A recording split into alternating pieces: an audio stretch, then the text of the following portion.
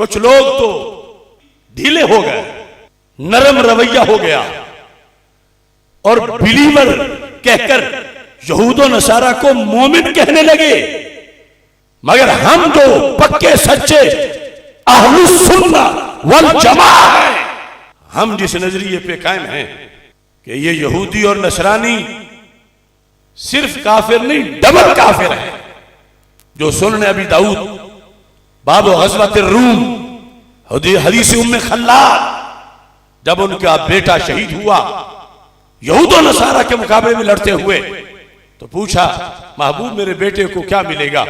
तो मेरे आका अलैहिस्सलाम ने फरमाया इन्ना लिब्ने की अजरा शहीदैन, रब तेरे बेटे को 2 शहीदों का सवाब देगा। क्यों? लिअन्नहु कातलहु अहलुल किताब, इस वास्ते कि तेरे बेटे को अबू जाल उतबा शैबा वगैरह ने शहीद नहीं किया।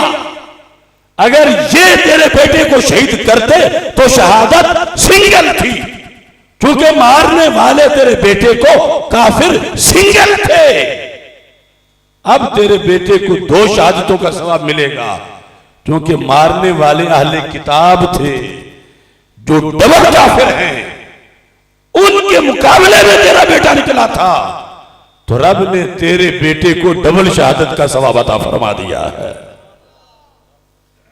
अब देखो ना, इतनी वजाहत के बावजूद अगर आज कोई शख्स उन्हें अहले किताब की आड़ में मोमिन बनाता है, तो वो दीन से कितना खेल रहा है। और फिर यहां से सोचना चाहिए कि अगर हमारी तस्वीर वाली आईडी नहीं चल सकती, उनके यहां जो खाके बनाते हैं और उनके नौकरों के यहां, तो इनमें क्या कमाल है कि इनको झोली में उन्होंने बिठा रखा है। इन्होंने उनके सामने दीन को बेचा, सौदागरी की। बुखारी की हदीस है, मेरे आका सल्लल्लाहु अलैहि वसल्लम फरमाते हैं अहले किताब में से जो ईमान ले आया, रब उसे डबल ईमान का सवाब देगा। क्यों? आमना बे नबी ही व आमना बे मोहम्मद सल्लल्लाहु अलैहि वसल्लम, पहले उसने अपने नबी का कलमा भी पढ़ा था और फिर उसने मेरा कलमा भी पढ़ लिया, और अगर नहीं लाया तो डबल काफिर।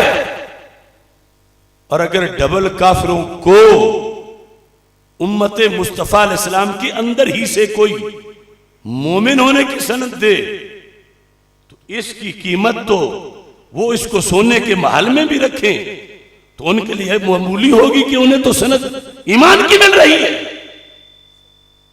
तो इस बुनियाद पर आज के इन हालात में हम अगर ईमान संभाले हुए हैं, इस पर भी एक मुस्तकिल ईद बनती है।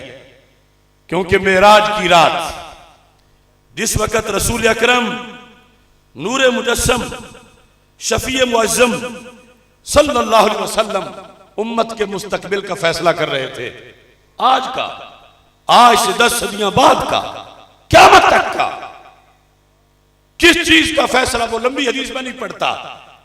एक ये कि मेरी उम्मत यहूदी ना बने, मेरी उम्मत नसरानी ना बने, क्योंकि देख रहे थे कि उधर बड़ी चमक होगी, बड़ा पैसा होगा, वीजे होंगे, नेशनैलिटी होगी, बड़ी सहूलतें होंगी, तो बड़ी अट्रैक्शन होगी उम्मत के लिए।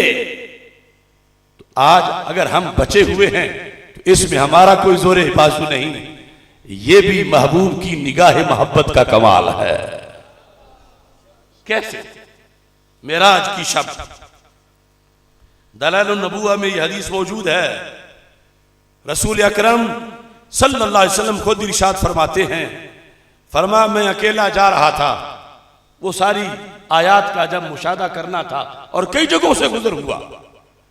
फरमाते हैं मैं जब गुजरा फसमे तो निदान अन जमीनी, सरकार फरमाते मुझे मेरे दाएं तरफ से एक आवाज आई, या मोहम्मद सल्लल्लाहु अलैहि वसल्लम अला रिस्लिक। लफ्ज कितने अच्छे हैं अदब से। अल्लाह के रसूल सल्लल्लाहु अलैहि वसल्लम जरा थोड़ा सा ठहरिए, थोड़ा सा ठहरिए। अस्अलुक, मैं आपसे एक सवाल करना चाहती हूं। औरत थी, आवाज दे रही थी, रिस्लिक, ज्यादा नहीं ठहराऊंगी, बस थोड़ा सा तवक्कुफ कीजिए, मैं कुछ पूछना चाहती हूं। जब सरकार दो आलम सल्लल्लाहु अलैहि वसल्लम ने फरमाते हैं फमदई, तो मैं सीधा गुजरा, मैंने थोड़ा सा पलट के भी नहीं देखा। फिर सुम्मा समेत तो निदान अनशिमाली, दूसरी तरफ से आवाज आई और लफ्ज़ ये था, या मोहम्मद सल्लल्लाहु अलैहि वसल्लम अला रिस्लिक अस्अलुक, थोड़ा सा बस थोड़ा सा ठहर जाए, बस मैं एक मसला पूछना चाहती हूं। फमदई, तो सरकार फरमाते मैंने फिर भी ब्रेक नहीं लगाई, फिर भी मैं सीधा आगे चला गया। और वो इतनी होशियार थी और इतना उसका इख्तियार था कि पल भर में वही सामने से आ गई जिस तरफ सरकार जा रहे हैं, यानी पास से गुजर के नहीं, इतना कहीं उड़ के दूर से जाके आगे से सामने से आ गई। और आगे से जब आई तो हमारे आका सल्लल्लाहु अलैहि वसल्लम फरमाते हैं सुम्मस्तकबलत इमरातुन फी तरीके, पहले सरकार ने लफ्ज खुद औरत का नहीं बोला, वो मैं इस बाद वाले की वजह से मुअन्नस का तर्जुमा कर रहा था कि मैं पूछना चाहती हूं। अब सरकार फरमाते हैं वो सामने से आई रास्ते में, तो मैं सामने देख रहा था, वो भी सामने से आ गई। फरईतु अलैहा मिन कुल्li ज़ीनतिन मिन ज़ीनति दुनिया,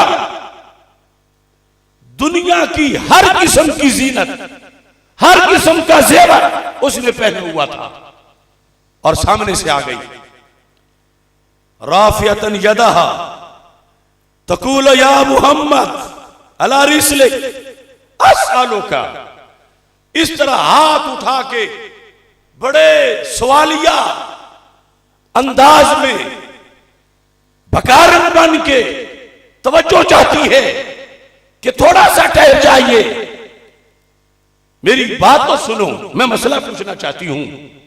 तो मेरे आका सल्लल्लाहु अलैहि वसल्लम इरशाद फरमाते हैं फमदई, तो मैं फिर भी आगे गुजर गया, मैंने उसके लिए जर्रा भर भी आंख टेढ़ी नहीं की, मैं सीधा देखते हुए उससे एराज करते हुए मैं सीधा चला गया।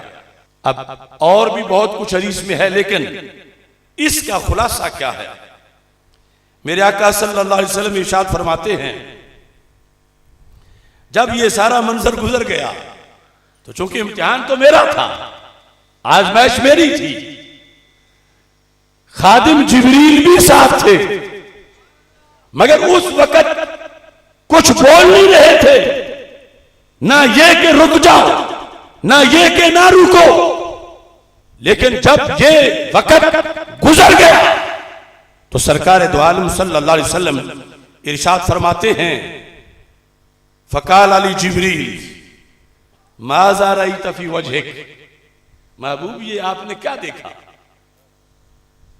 इजमालन किनायतन जिब्रील पूछते हैं कि पहले दाएं तरफ से आवाज, फिर दूसरी तरफ से आवाज, फिर सामने से आवाज, आपने क्या देखा?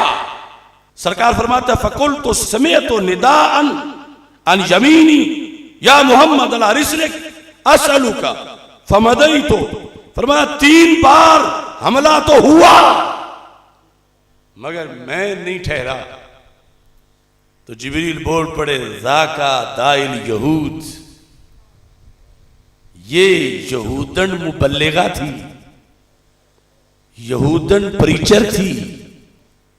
अमा लो अन्नक वक़फ़्त अलैहि लतहव्वदत उम्मतुका, अगर आज एक लम्हा आप रुक कर इसकी बात सुन लेते तो आपकी उम्मत यहूदी बन जाती।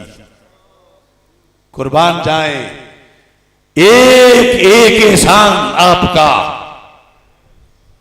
कौन आज बच सकता, कौन दीन बचा सकता, कौन हक पे रह सकता?